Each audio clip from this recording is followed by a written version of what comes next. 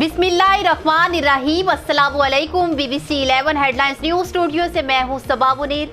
आपको अपडेट करें समुंदरी से, जहां हमारे नुमाइंदा खुसूसी बिलाल बलोच के मुताबिक थाना सिटी के इलाके 459 गाफे में गुज़िश्ता रात 2 मुसल्लह डाकुओं ने मियां करियाना स्टोर को असलहा के जोर पर लूट लिया।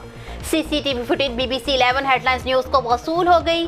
फुटेज में देखा जा सकता है 2 मुसल्लह डाकू मियां करियाना स्टोर में दाखिल हुए और दुकानदार और ग्राहकों को तशद्दुद का निशाना बनाकर नकदी लूट कर फरार हो गए।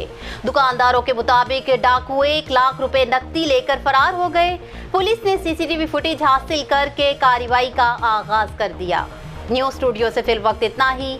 मज़ीद तफसीलात और अपडेट्स के लिए देखते रहिए BBC 11 हेडलाइंस न्यूज़।